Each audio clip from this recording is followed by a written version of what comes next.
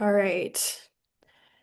Good evening and welcome to Artist Talk on Art on Monday, January 26th at 7 p.m. Eastern. This is the opener of our winter 2026 season and the start of our 52nd year.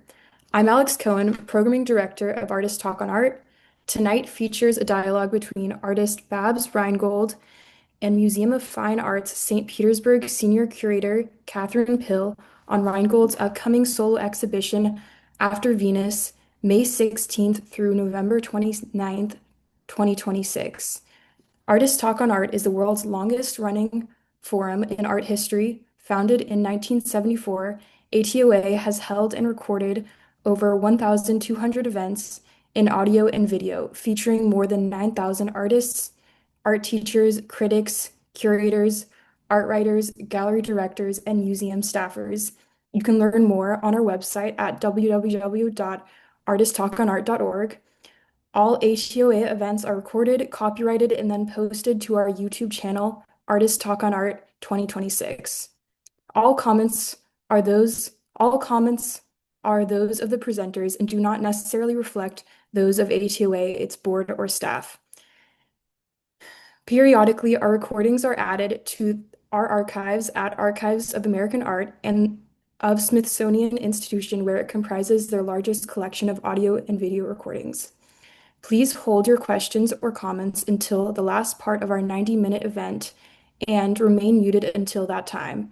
And now it's my pleasure to introduce Babs and Katherine, who will be in dialogue. Venezuelan-born American artist Babs Reingold creates sculptures, assemblages, drawings, and installations focused on beauty, the environment, and poverty. Reingold has an extensive showing history, including 18 solo exhibitions and over 80 group exhibitions, ranging from museums, universities, alternative spaces, and galleries. Solo exhibits in museums and galleries include New York City, Los Angeles, Atlanta, Savannah, St. Petersburg, Florida, Jersey City, Buffalo, New York. Museum exhibits include Newark Museum, New Jersey Museum, Albright-Knox Buffalo, Burchfield Penney Buffalo, Tampa Museum, and Museum of Fine Arts St. Petersburg. She has worked in museums and private collections throughout the United States, including the Newark Museum, Museum of Fine Arts St. Petersburg, and Burchfield Penney Arts Center, Buffalo, Leepa Rattner Museum of Fine Arts, Tarpon Springs, Florida, Hillsborough Community College, Tampa, Florida, and Savannah College of Art and Design. Awards include a Florida State Fellowship, two fellowships from Pinellas County, and a New York Foundation for the Arts fiscal sponsorship. Guest editor for issue of Arts Journal New Observation in New York City, Atlantic Center for Arts Residency, and a nominee for the Joan Mitchell Fellowship. Reingold has an MFA from SUNY Buffalo and a BFA from Cleveland Institute of Art. She lives and works in St. Petersburg, Florida, with viewing space in New York City. And now for Katherine, Senior Curator of Contemporary Art, Katherine Pill joined the Museum Fine Arts St. Petersburg as the first curator to focus on modern and contemporary art and has organized exhibits including Marks Made, printed by American women artists from the 1960s to the present, Benny Andrews, Mix Masters, Shanna Moulton, Journeys Out of the Body, Geo Swaby, Fresh Up, co-organized with the Institute of Chicago, the Art Institute of Chicago, and most recently, the career retrospective, Nina Yankowitz, in the Out the In, which is currently on view at the Parrish Art Museum. Pill previously held the position of assistant curator at the Kemper Museum of Contemporary Art in Kansas City, Missouri. She is a founding member of the Feminist Art Collective in Tampa, Florida, and earned a dual MA in art history and arts administration from the School of the Arts Institute of Chicago.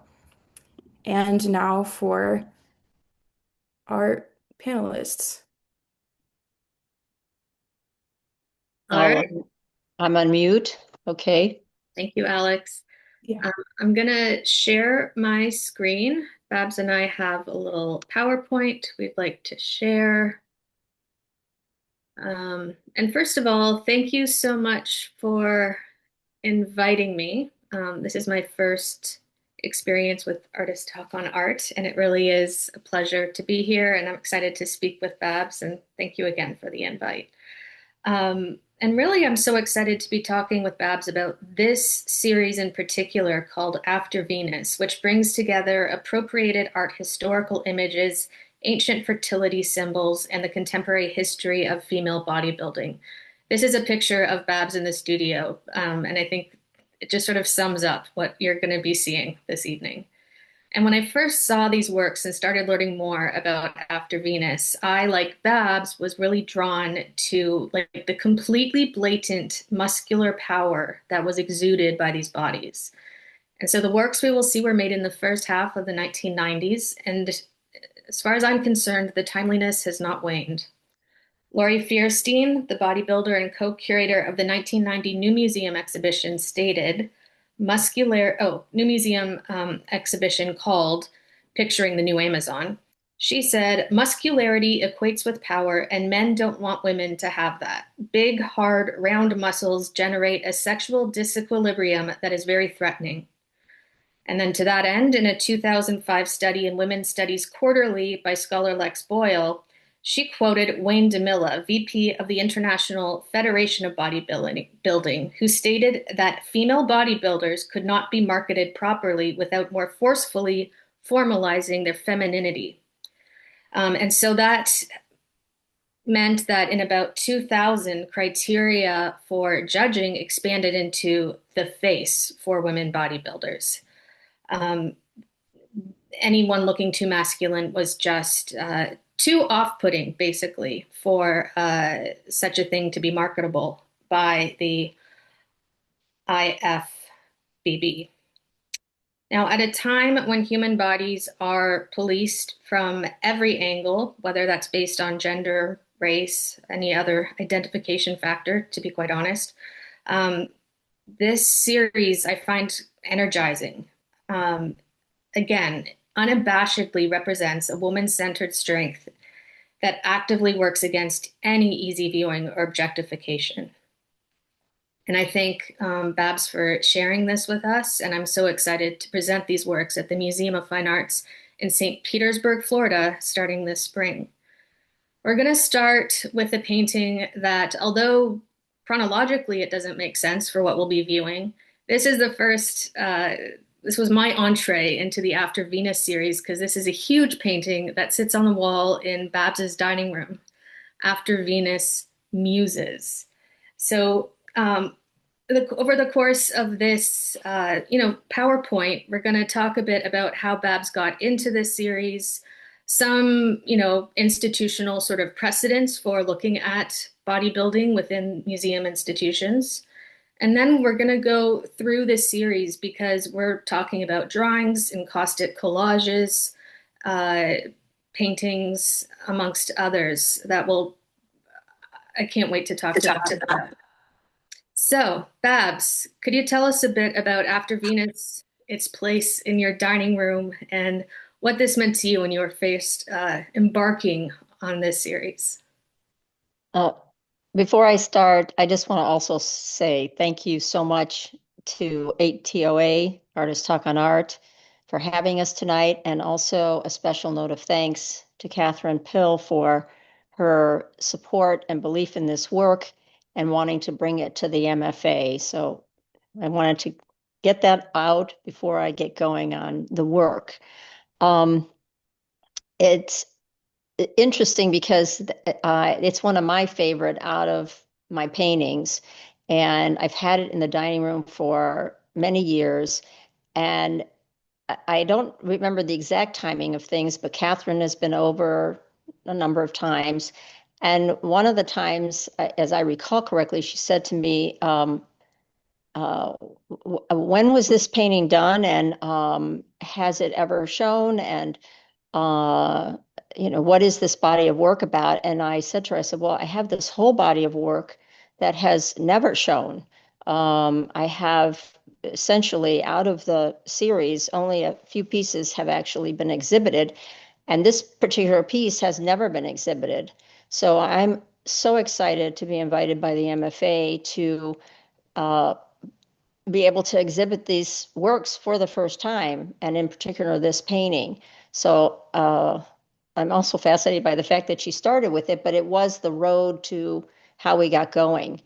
Um, It is, and it also sort of encapsulates, as you can see, there's a smaller painting embedded in the middle to bottom left. You have your ionic columns made out of modeling paste, and then a few other references. I think there's a David Sally in here somewhere.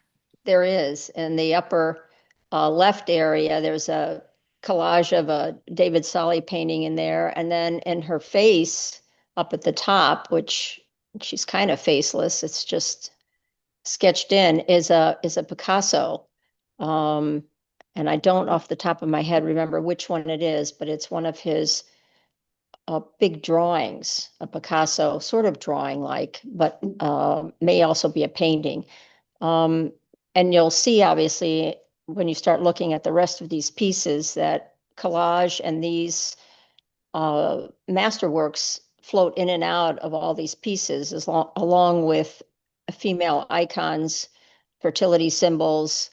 Um, and what happened is that I had been making this work, it started around 1990, and prior to that, I had been making work about uh, falling and the fear of falling, and work that was more about the fragility of the human being and my own personal fragility. You know, Babs, we're going to get to that fear of falling in just a minute. Okay. I thought we would just start off with some of your source imagery, which of course comes from this publication on the Women's Dictionary of Symbols and Sacred Objects. I should say that I also work at an encyclopedic institution, so we have to hope to have, um, some of these religious symbols represented by works from our collection. We'll see, I'm working on that. And then to the left is the female bodybuilding magazine, literally called Female Bodybuilding. And then there's a section called Iron Eyes. And Babs has even been featured in that section. Can you tell us how that came about and the importance of these publications to the early parts of this series? Um, so I used so much of these publications as my reference material. That's how it began. But I began by watching these competitions on cable TV in the end of the 80s is when I started watching these. And I was so surprised to see so many cable channels featuring these competitions of women bodybuilders. And so I went out and got these different magazines, and Iron Eyes was one of them. And in fact, we ended up, when one of my pieces got into a gallery, I ended up sending in a PR announcement about the work and it being up in a gallery in Buffalo, which is the one of the early pieces called After Venus, which you'll see later on. And so I was intrigued by this idea of having a woman that had her own power and not being objectified.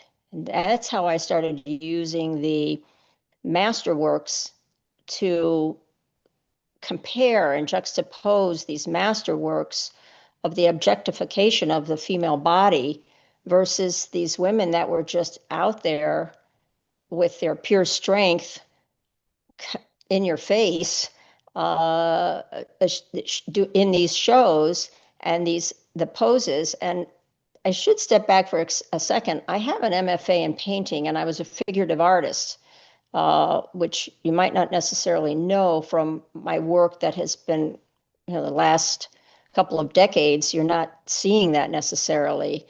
And so I was always interested in the female form as well as the male form, but I was always particularly interested in the female form. In fact, I enjoyed really drawing. I went for probably a good, I don't know, 15 years straight to figure drawing sessions. I was always practicing. I taught figure drawing.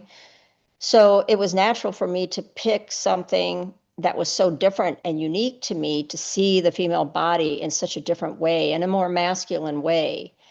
Um, and that's how I got started. And then I decided to bring in these icons, these iconic masterworks, and then also the fertility symbols. They all started to work together. Um, Absolutely. And we're going to talk a bit more about some of the the figure drawing and that influence on you at the time, because this is sort of post grad school, and that's where we'll get into fear of falling. I'm just going to throw this slide in because this is where I just want to make reference to some of the uh, institutional history that was happening around this time over, in particular, the bodybuilding form. I threw in Arnold just because that was important as well. But to the left, of course, we have Lisa Lyon, the woman bodybuilder who sat for incredible portraits by Robert Mapplethorpe. It was published in a book in 1983.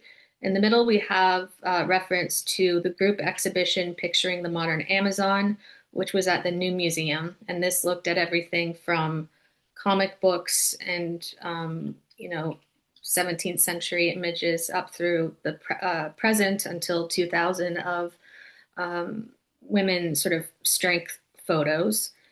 And then on the right, I certainly wanted to include this image of Arnold Schwarzenegger, who, along with two other bodybuilders, were famously, infamously, I don't know, on view as living works of art as part of it turns out as part of a fundraiser for the documentary Pumping Iron. The museum was expecting maybe 30 people. They had hundreds and made so much money that was able to fund that documentary. I haven't seen it, but they also have the 85 Pumping Iron 2, The Women. I'm not sure if anyone's familiar with those.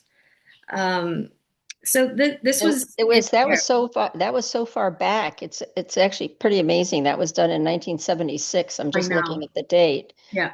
that happened. It's so coming onto the stage of the art world in that form is so interesting.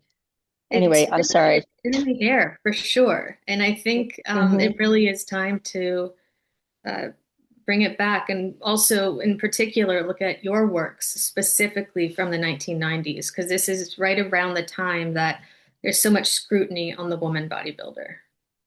Okay, so as I promised, here is a monotype from your Falling series. Now, maybe you want to say a bit about the mindset you were in as you were sort of exploring these. I had been having these anxiety dreams, I suppose you could put it, where I needed to escape. And every time I would try to escape, there would be these people trying to get me, and I could fly. But the problem was is that sometimes it would take a long time to get off the ground in these dreams.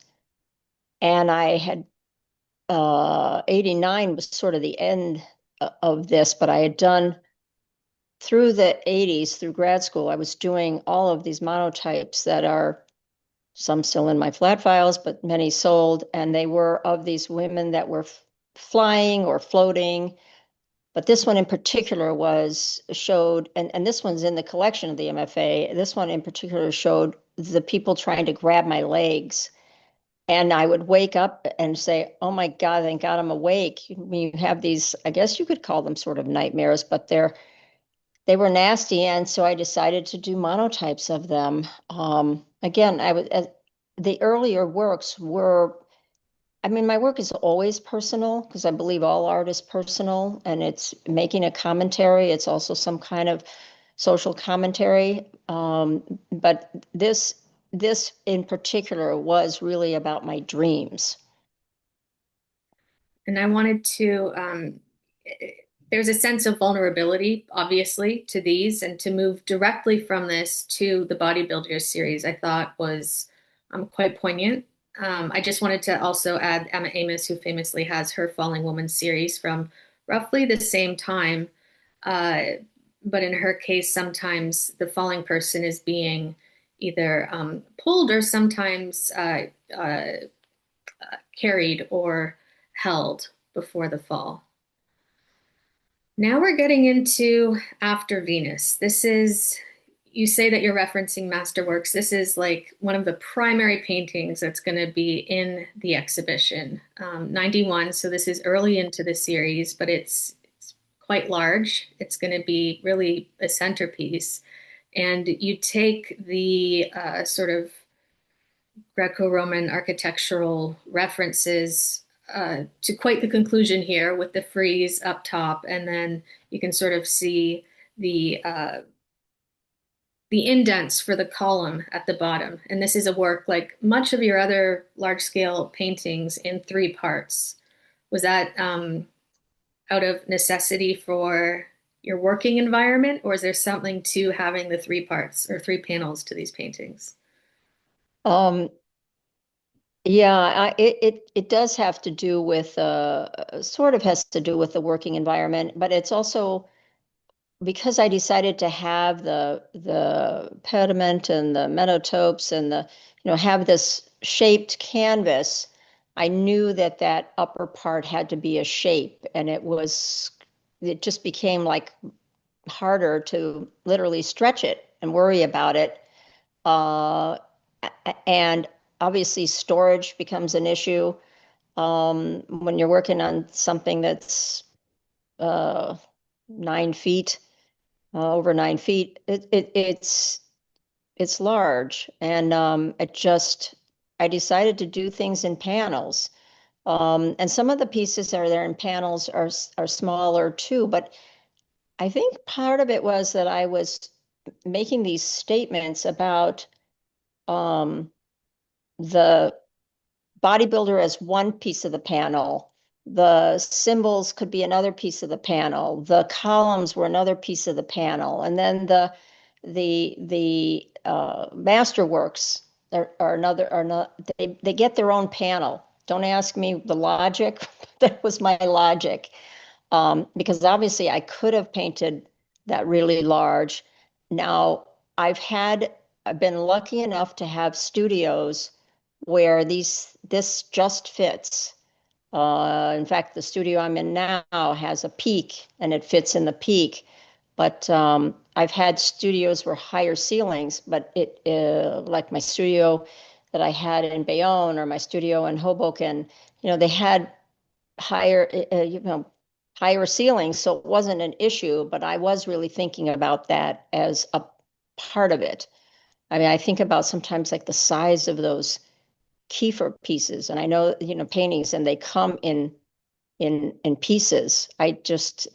Of course, he has an enormous studio. I've seen so many videos of his work, um, or documentaries of his work, but I think you have to take those things into consideration. And this was before that I had started the drawings, but this really was this seminal big piece. I worked on this a long time, and I one of the things you'll probably notice is that I chop off the top and the bottom of the figure, because I don't want you to be focusing on the face. And even in that small one, I mean, I have these disparate sizes. I was working over here in miniature, 4 by 5 inch, and that's including the frame. So it's tiny. The little panel inside is, I think, like 2 by whatever. And it was interesting to think about this massive painting in your face and then this little tiny one of a bodybuilder, and could tiny have the same impact? Um, that's always been a question for me. I like working in various sizes, and but I generally like to work big. It's really unique for me to do this small. Um, There's going to be quite a variety in the exhibition. The scale wise, it's hard to convey in a PowerPoint, but we're talking, yeah, teensy tiny versus huge. And also, what's at the viewer's direct eye line is really the vagina. And so, I mean, it obviously that sure was it sure a is. conscious decision, Babs. You, I mean, certainly, yeah, no face. There's a very specific cropping. And this is what I mean by this sort of like unrestrained kind of just female power reference. Yes, it is aggressive. Uh, it's for sure. And it's challenging you, and that's good. I mean, I have always thought that art should challenge you. And I don't know, maybe the word isn't aggressive, but confrontational. Uh, you have to think about it. I think somebody said to me, I can't look at these. They're really scary, powerful, but I can't look away.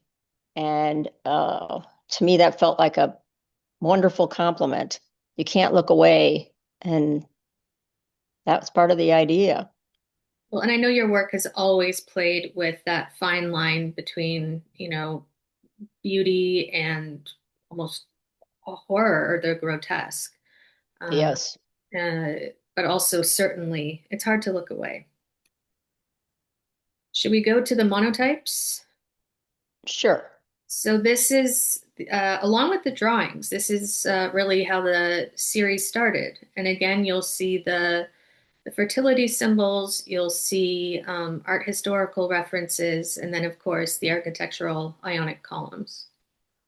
Yeah, this one has the chincole on top of a of on the right hand side of a David Sully painting. I use I use a variety of images of master, or I don't know if you're going to call it masterworks, but white male artworks. I mean, the early pieces are considered masterworks, obviously, and then as we get into the contemporary artists, you'll see that this predates that big painting.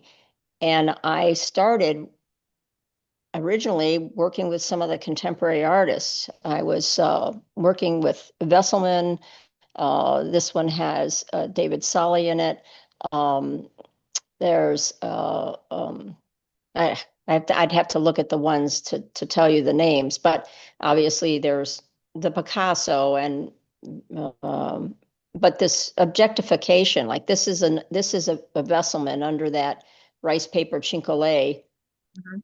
Um, and I had made prints. I had a minor in printmaking in grad school. I was making prints, so I was painting and doing print work. And but I absolutely love doing monotypes. I love the freedom. But to me, it was just another form of making a painting. And I would usually do two off and use the ghost to create a second one.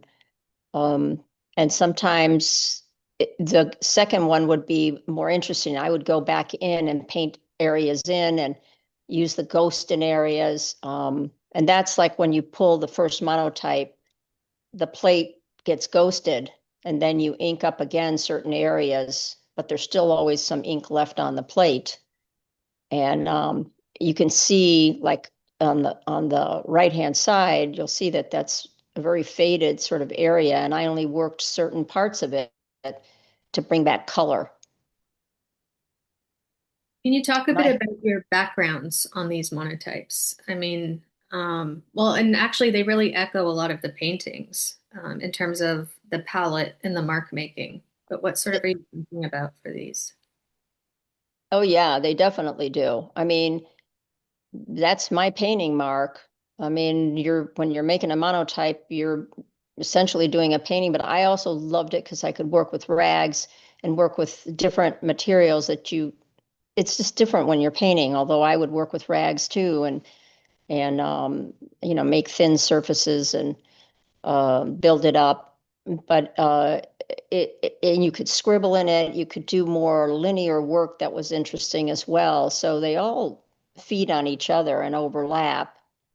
And the little square in the center on that right one, the center piece, that was actually another little added plastic plate that I would draw, that I did the painting on that, and then you stick that on there. So it's interesting all the variations you can do once you start printing. And I think we'll have 3 of these sort of triptych prints in the exhibition, which I am so excited about. Now we're going to go to Great. the drawings. And so when I first got to know your work, one of the works the first work by you that we showed at the museum for a show that I curated was one of your hair doodles, a very hyper-realistic look at just, your bunched up hair or the very The um, daily, my daily doodles. I, daily I doodle. was I was doing a month of daily of drawings of my daily doodles. I was collecting all my hair loss. I've been collecting my hair loss since 1998, and it Certainly took no. Oh, sorry, go ahead. Yeah. no, I took various forms, and then at the end of 2004, I came up with this idea that I thought if I documented my daily loss, it could be sort of a diary, and it was like a language, but it also, the form of the hair, the curl was in art, it's always the curve is considered the beautiful mark as opposed to the geometric hard line. And so I thought it would be very interesting to do those. And when you first came, the museum also acquired that monotype, The Fear of Falling, as well as another monotype of a show that you put together, and all of those, it's interesting to look at my marks because my drawing marks, when I go way back and look in my flat files at my drawing marks after undergrad, it's the same marks. Um, it's always interested me how artists, you can tell their mark. Anyway, but I love to draw. And you've probably seen in my studio, I have all those moleskin sketchbooks, and I've framed tons of those little drawings because I make drawings of all the sculptures I do. But I love the drawings just as a piece of art in of themselves. But this piece was really, I had decided I was going to focus on these symbols, these symbols of ancient symbols of fertility and also strength and the female power, because a number of these symbols that are in this piece, actually, when you look them up, the definitions, and that's out of that book, that Women's Dictionary of Symbols and Sacred Objects, which, by the way, I got back in 1989. That's when it's copyrighted. But it's what I mean, those symbols are all out of that book. And the one on the right is, I mean, on the left is the coffin, and they all have their own definitions. I don't want to get into that long thing, but then you have the siren up there, top row on the right, and then the shield and a gig below that, and then the jar, which is a vessel type symbol, and then this one I stuck a Magritte in there, which I think the reason I stuck that in there is because I was so appalled at the title of this Magritte painting, which is called The Rape. And to put the body and the face, which was such a strange thing to think about, and also by the mere fact that I had decided not to show the women bodybuilders' faces until one piece later on. But I wanted to really study each part of the woman's body. And when you look at the bodybuilder long enough, you really see the difference between the male bodybuilder and the female bodybuilder. I mean, I can tell that it's a woman's body, but to the eye that is not trained for that, I think that they may not be able to tell that that's a muscle from a woman's body, or whether it's, it doesn't necessarily look like that to them. I see it, but that's because I studied it for so long. Um, I don't know what other people see, but I'm assuming they don't because I've had people when I showed those works, the that big After Venus, which is how I named that after Venus, and then everything else became After Venus with a colon and the previous names that I had given them. When I showed it, people immediately asked me, "Is that a man? And is that did you remove the penis from the man?" I mean, those were like interesting questions. I'm going, no, it's a woman, and that's the way they look. Yeah. So you have uh, like a trompe-l'oeil grid that you've created here with the squares, and then behind them, it looks, we were just talking about your mark making and the importance of hair in your work. It kind of does look like hairy undergrowth from It underneath. it is. That's exactly what it is.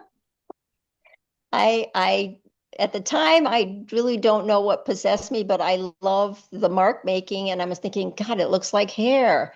Yeah. So maybe subconsciously I was always meant to start collecting my own hair and meant to be doing these other pieces with hair, and I'm still working with hair. Okay, I think you're probably right. This is the other large drawing that will be in the show, and instead of the Magritte, you have Courbet's Origin of the World in the middle here. Yeah.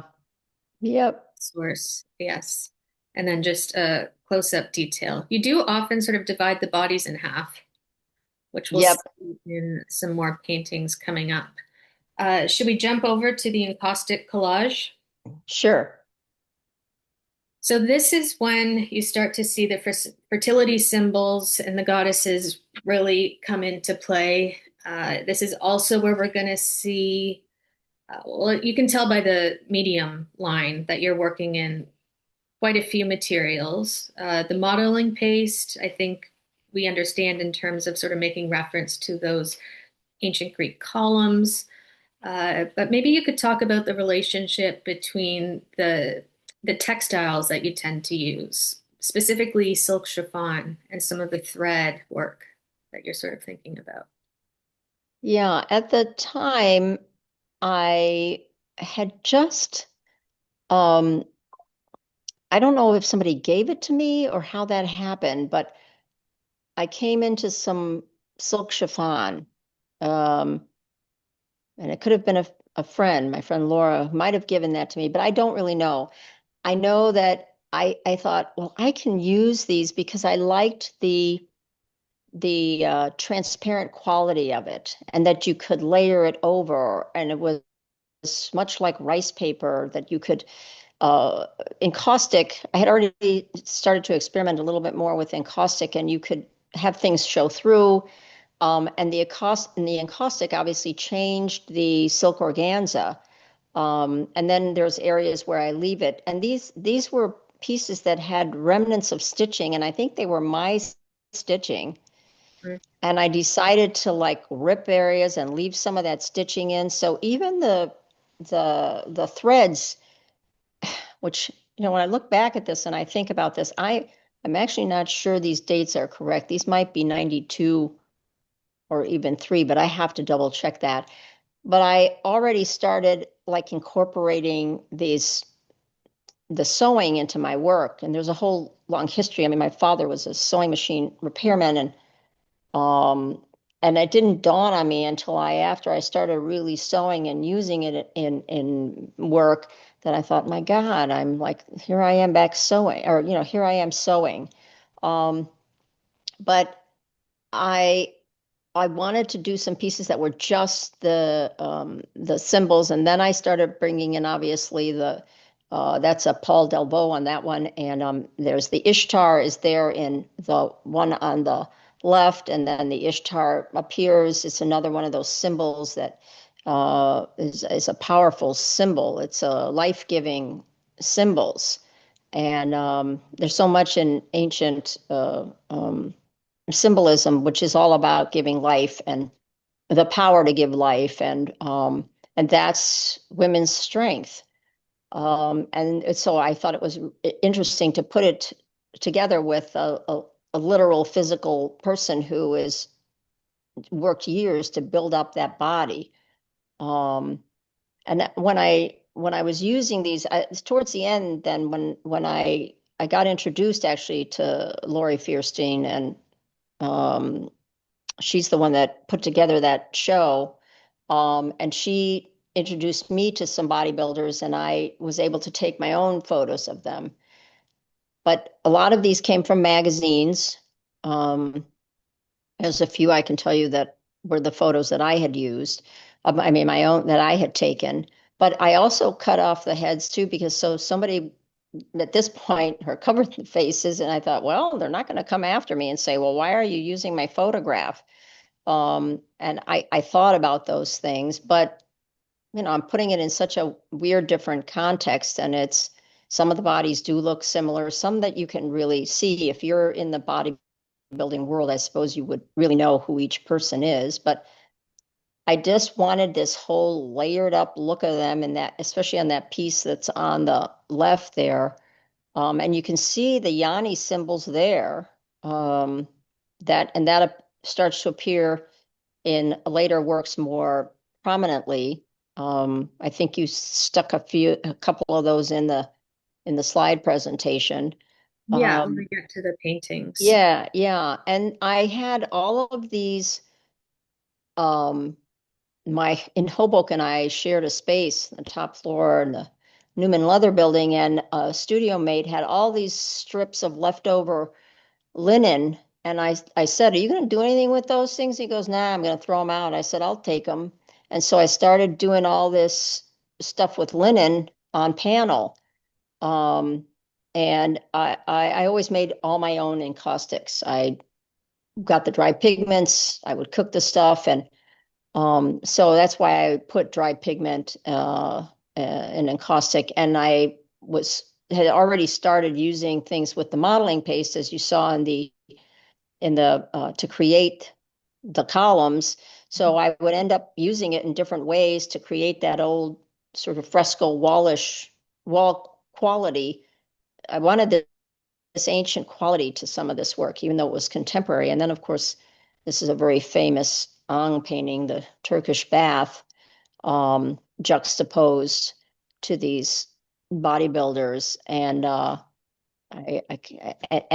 think that might be, I don't remember which symbol that is, but that reminds me again of a bit of the Ishtar with the two breasts there. Anyway. Yeah, and this is the part of the presentation where I realized we should throw in some more art historical sort of references, visual ones. So of course here is the Turkish bath on the left, and then I thought it would be kind of fun to put in Sylvia Slay just because she's so wonderful at doing the male Yeah, nude in sort of objection to. that's Uh, a hilarious uh, Sylvia Slay. I love that work. I just thought that was kind of nice to include. Yeah, yeah. And then we're going back down in size again to this very small, almost like fabric remnant that you have the grommets in to look at various versions of the Three Graces. There's also some Botticelli Venus references in this part of the series, but Yeah. could you tell us about the scale and then also the use of the masks? Um, yep, again, here I am doing these tiny paintings, and I think I revealed to you originally my thinking was that these were going to be viewed through a peephole, and you would see these paintings of these little scenes of the Three Graces.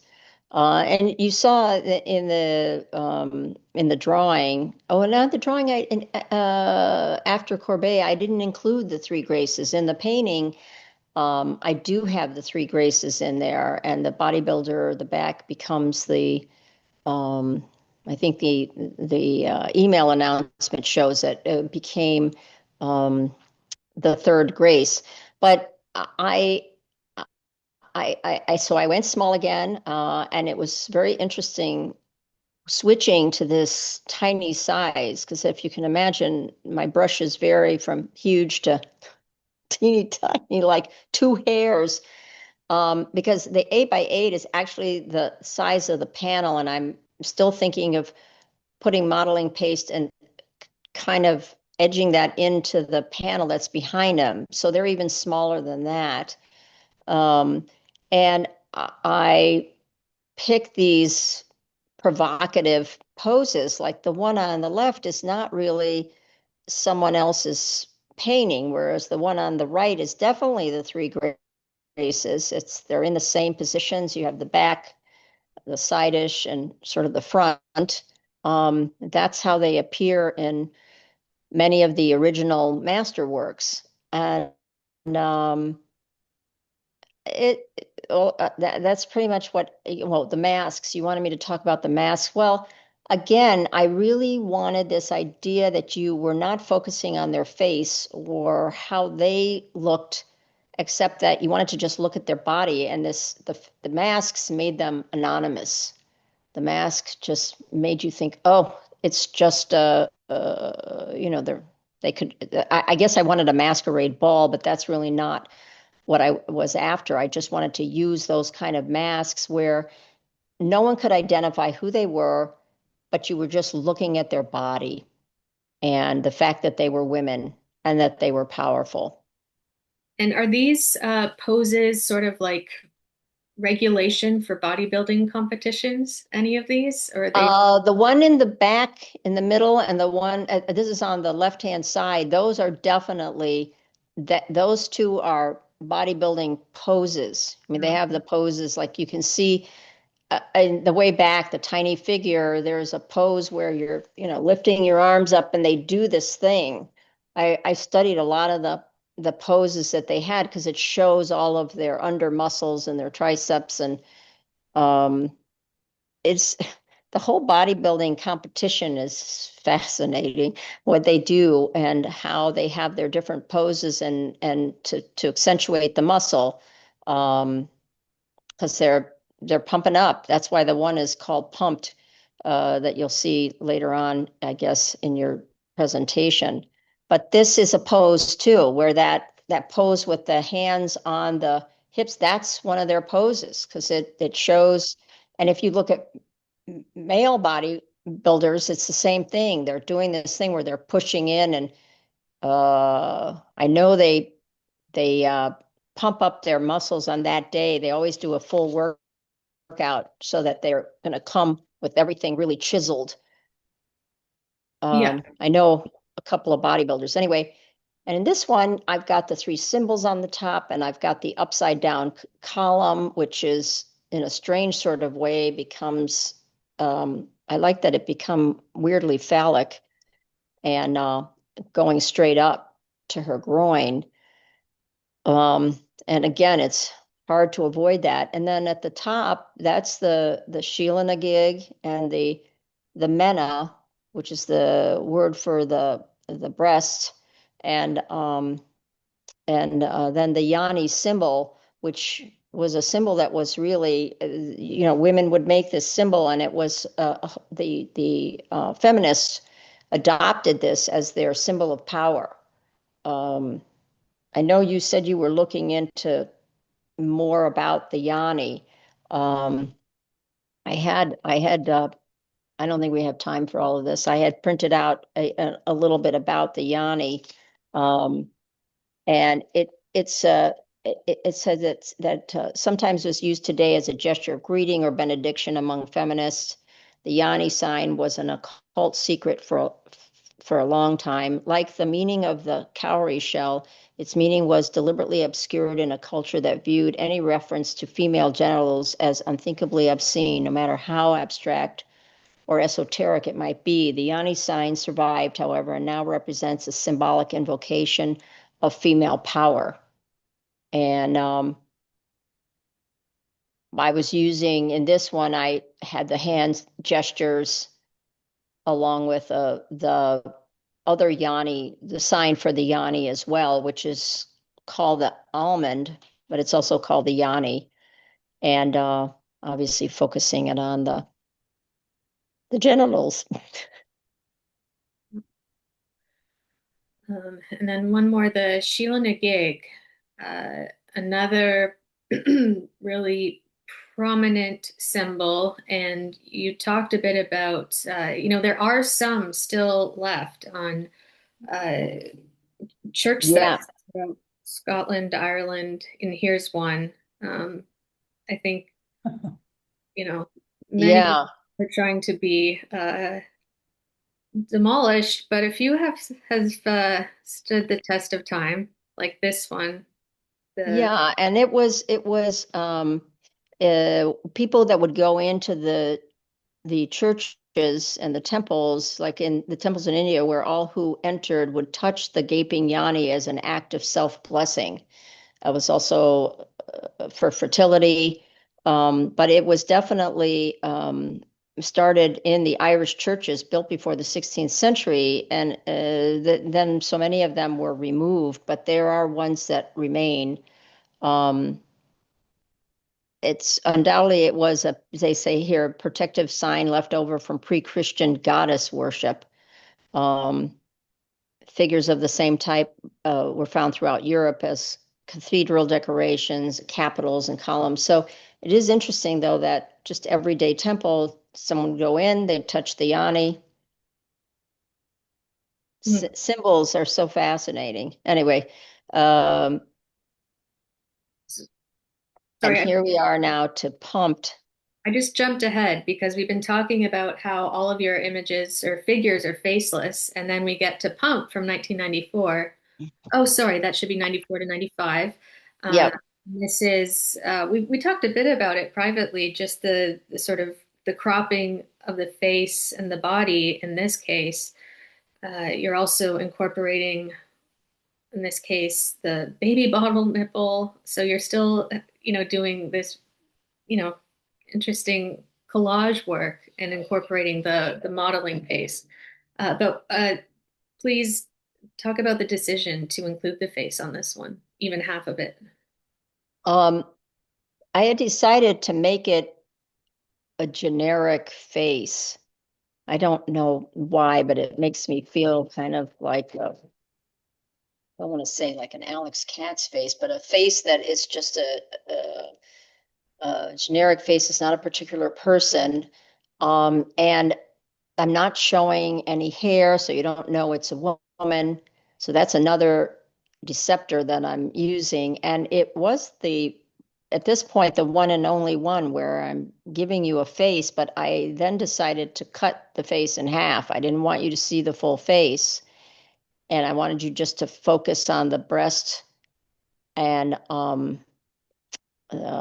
nipple and the pumped muscle.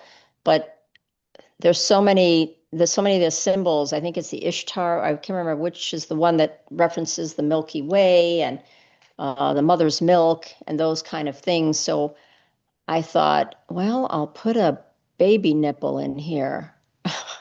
Bottle, baby bottle nipple. Why not? And that one has the modeling paste around it. Is what seals it into the canvas, and it actually goes through a hole in the canvas. And I just sometimes I don't know why I decide to do it, but I just do it. I said, this one needs a face. Yeah. And I wanted to just focus on that muscle because that idea of being pumped to get to these competitions to compete. I mean, what these people have to do to get their bodies, they're sculpting their bodies. I thought this really shows it. And I thought it would be weird to really have this one headless. And this is actually where I thought this series was going to stop in terms of the story we're kind of telling in this exhibition. And then I realized your travertine collages are from 1998. Yeah. So, I but just happened to find the note on when I did those, because I don't always date everything, and we've got this body of work, and it's sitting there, and I had already started working with hair. I think that I had mentioned to you, and this one has there's a lot that's in there. I mean, you're saying collage on travertine, but this has in some cases has a sheet of rice paper that's going. across it, which the encaustic then kind of makes it sort of disappear. The same thing happens when you have the silk chiffon. So I was taking the height of this collaging, and the travertine for me represented this ancient time. I mean, it's such a beautiful tile.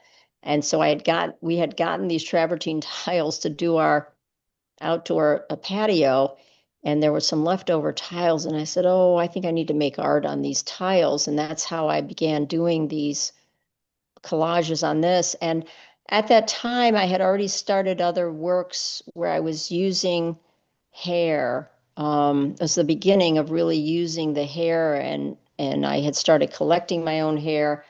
But I started collecting hair from salons for all of my sculptures where they're stuffed with human hair. I started collecting in 98. I had several salons in New York, and I was on the Jersey side in Jersey City, and I had salons there. And then Bayonne, I had salons there giving me hair. I would stop by, get hair from them. Because I needed tons of it once I started really stuffing the sculptures with it. And then I started sprinkling. There's a couple of these. I think another one of these out of the group have hair sprinkled in them.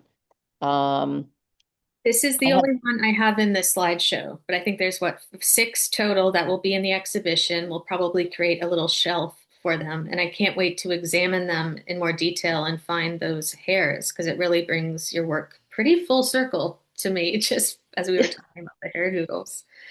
Um, Here's you doing the yoni. I just thought that was, I know. Well, I pulled out my old folders of yeah. research, and when I used to draw my own hands a lot anyway. So those are my hands making the Yanni symbol. They're in that painting. They're in 2 of the paintings. That's what I did. And when I first discovered it, so there I am. I take a picture of myself, or I might have had at this point Jim take a picture of me. It's a Polaroid, literally. And that's the hands I used. Wonderful. So that's actually where we're gonna wrap up with the slideshow. Babs, I want to thank you again for sharing this with us, for sharing this with the Museum of Fine Arts. And I am happy to stop share screen so we can do questions, if that works for everyone. That'd be great. All right. All right, I'm gonna go to gallery view so I can see people. Okay. I should say thank you again, Catherine. That was great. Thank you for putting that together. I just love seeing it in sort of a chronological way, but also by media. We haven't decided how it will all be displayed in the galleries. Um, Food for thought for the next few months, that's for sure. Yep, it's coming up May 16th. It opens. So Yeah, I don't have any questions, but I want to say, Babs, I know you for a long, long time, and I'm so excited to see this body of work that I didn't know. It's congratulations on the exhibit, and I'm sure that people will enjoy very much all the collection. It's really a discovery for me to see this body of work. Okay? thank you, Elisa. You are not the only one. I can't tell you how many people said, damn, I've never seen any of this work. And guess what? Most of it is never shown. So I'm excited about it being shown for the first time. And in the Museum of Fine Arts at St. Pete to boot. It's great. Well, my last comment is like great presentation. Thank you for sharing both this for us. I mean, it's just discovering another aspect of your work. So all the best. Thank And you, I'm Elisa. I'm Thank you. sure that I will know more about it through the months to come. I'll Absolutely. try and get more pieces up on, I haven't been getting as many up on social media, but I'm trying. I got to get them up there. so people can see them. Anyone else? Looks like there's a question from Helen. You need to unmute, Helen. Down at the lower left corner should be of your screen. There's a little I think audio. I did it. Mm-hmm. I did it. Oh, I just want to say hello, Katherine Pill. You recall back when I'm thrilled to be part of your museum. I have a little collage in your. It's called Twins of a Different Mother. Typically, it's my abstract work. I really want to thank Doug for this beautiful program and the wonderful art of Babs. And I've really enjoyed. Well, I'll have to get to see your show. Not terribly far. Thanks so much. That's fantastic. Yes. Thank you, Helen. Great. For being part of the collection. And So good to meet an artist from the collection. collage. Yeah. Is anyone else?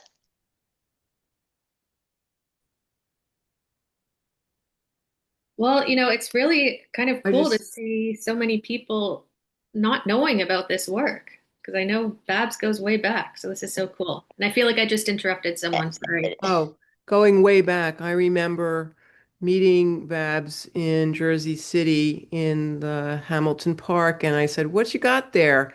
So she opened up her portfolio with the bodybuilders in it, and I was like, "Oh, good to meet you."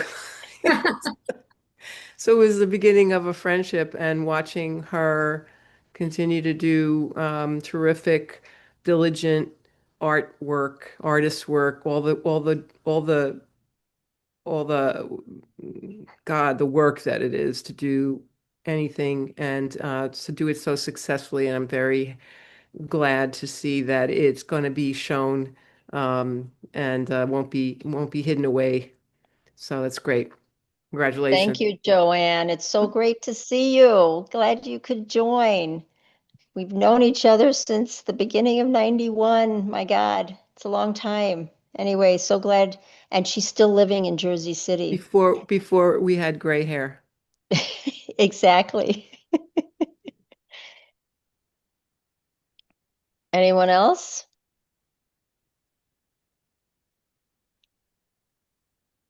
Go ahead and unmute.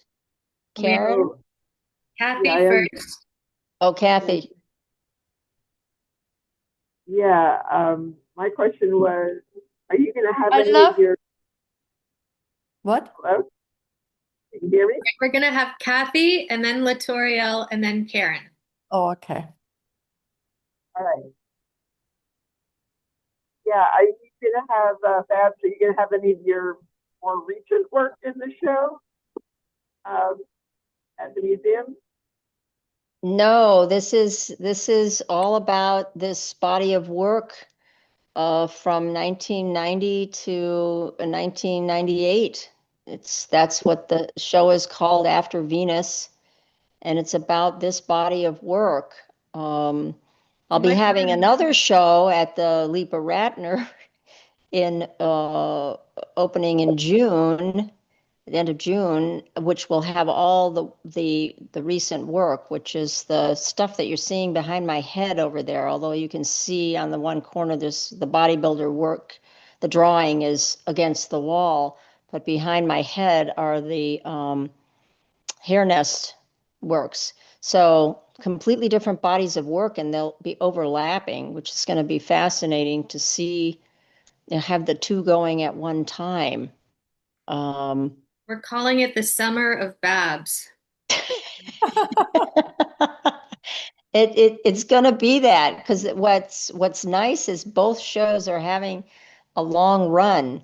So I'm hoping that people that come down to visit or whatever, I'll have an opportunity to see at the same time. Come end of June, both will be up, and the MFA runs through the end of November, and the Leepa Rattner show runs to December 6th. So they're together. It's interesting. It didn't make sense, obviously. I mean, I'm just delighted. I'm so delighted, Catherine. I'm so excited this work is going to be shown Great. because so many people don't know any of this about me. It's like a big secret I've revealed. Now we have a couple more questions. Yeah, I just wanted to have something to say about the work that I really love. And I think what I loved the most was all the different materials that you used. And for the same theme or content, which I thought is tremendous. It's beautiful and very interesting that Thank you can follow it up with the same Venus idea. I think that's really wonderful. And I wish you a lot of luck and thank you for presenting it. Thank you. I appreciate that. I've always been an experimenter with materials. I love to experiment with different materials. Yeah, so many of my materials are things that I've made up. I made up the stain painting. I made up when I stain my silk organza, when I come up with materials, experimenting with encaustic in different ways that you don't normally experiment with, and using the transparencies of it, the effect that it gives. Those were always things of interest to me, and it's been an adventure to constantly be able to use different materials. Mm-hmm. Yeah, it's wonderful. It really works. It's great. Thank you. Exciting. It's very exciting. I'll say another comment, if I may.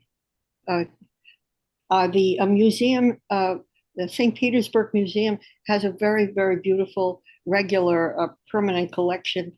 I think British art, I really was very impressed. I'd like to compliment you, Catherine, on that marvelous museum for it was traditional British. It might have been Impressionist or what. 19th century British art for the regular collection over there at the St. Petersburg. Quite beautiful. Thank you. Yeah, we have an extensive collection and we have some great, wonderful curators on staff working hard. Latoriel, did you have a question? Lothoriel. I really don't have a question. This was so good, but sometime I'd like to hear Babs address whether or not her childhood, up until she went to college, basically, if any of her experiences or her living, her life experiences as a child, if any of that has had a direct way or a transparent version of that an onlooker could say and attribute to her childhood or various things that impacted that part of her life in her work today. But that's another time. Well, I'm going to actually take just a second to address that, Lothoriel. Very interesting question. Good question. I had a tough childhood in that my father became ill with MS, and we ended up living in the projects in the east side of Cleveland. And you had to be tough to survive those kind of things. There were 5 kids. I was the oldest girl, and I essentially took care of a lot of things in terms of my siblings and dealing with my mother and my father, and in many ways taking care of both of them, along with dealing with my siblings. But I don't know where it comes from, but I always decided that I should be able to do whatever I wanted to do, and that nothing was going to hold me back. And that even though women still have not gotten total power, all the issues of late have really sort of changed some of my thinking, because we feel like, I don't know, different people have said, historians have said, you take 2 steps forward and 1 step back. type of thinking, but we have gone back a bit. And the idea of women being able to do whatever they wanted and be in charge was always a concept that I liked. I liked the idea of that I had control of my own power. And when I was doing these earlier pieces, the monotypes I talked about, where I had women trapped in, I had these ones where they had women trapped in these spaces that were kind of like these Giacometti figures. I loved his Giacometti's drawings and paintings. They were so fantastic. And I had them in these boxed up and not being able to move. And then, of course, I had the fear of falling. And once I came into this idea of seeing these women taking charge of their own bodies and developing their bodies, this idea of strength hit me, and I thought, well, this is what I have to do right now. I mean, and every bit of my work is always like that. I mean, when I decided to do the work that dealt with poverty and also the environment, it was directly personal. It was about my own poverty, but also the idea that the earth is being impoverished, that climate change, global warming is affecting all of us. But I always felt that the message had to be through the art, and then you used those things that I was obsessed with, and I thought about them, and then I start making the work. That's how I've always worked. I imagine a lot of artists are that way. But my own childhood definitely plays a role. I mean, one of the things that I think I mentioned to Katherine at some point, it's like somehow trees always appeared. And I remember the lone tree and the projects that I would make drawings of looking out the window. And that's how the window stuff started to happen in my work. It's like it's all bunched up.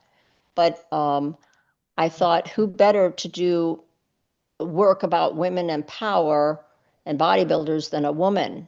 I was also fascinated when they have men doing women of power, or bodybuilders. I mean, they had a number of men in that exhibition that was at the New Museum, and and also once you meet the women bodybuilders, what I was fascinated by was that there were their partners still had their misogynistic behavior. They weren't as autonomous as I thought. Many of them started, well, I should say many of them. The number of ones that I had talked to seemed to get started with it because they had a partner or a mate who was bodybuilding. And it's always interesting, like, why does somebody choose to do this and transform their body? And, is there an underlying psychological thing about needing strength? I don't know. But I always believe that all of your past impacts what you do.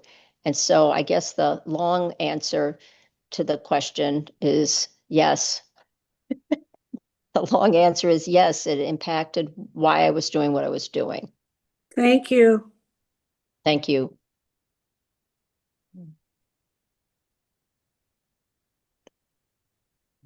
Anyone else? Doug, you have anything to add? I'm just astounded. I've Thank seen, you. of course, I've seen female bodybuilder imagery and that kind of thing in the past, and the male bodybuilding that we've had. We've had Mapplethorpe as a guest at ATOA in the past, and a number of other people that have focused on this kind of genre, if it is a genre. I guess it is. But it's the first time I've seen yours. And yeah, it's an excellent grouping of something you must have done over a period of about 8 or 10 years at some point Yeah, well, in the 80s, 90s.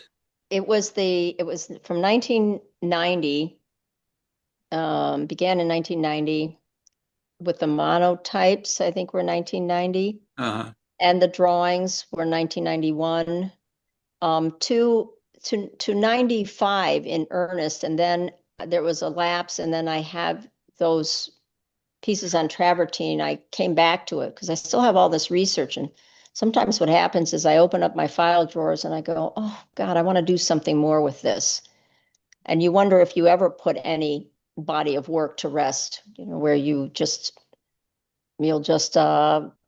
come back to it.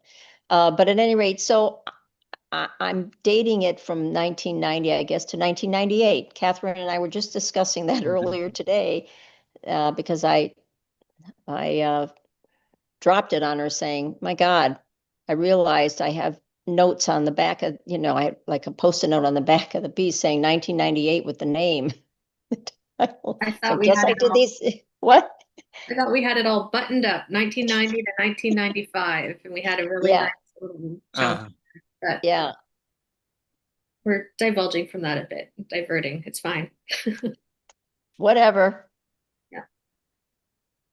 Alex? All right, then. If there's no other questions, I'd like to thank Babs and Katherine, and also thank you to our Board of Volunteers. Also, I'd like to announce that Monday, February 2nd at 7 p.m. Eastern, there is a dialogue between artist Stacy Bogdanoff and Terry Figluzzi. We hope to see you there, and thank you and good night. Thank you. Thank you. Thank you, Thank everyone. you.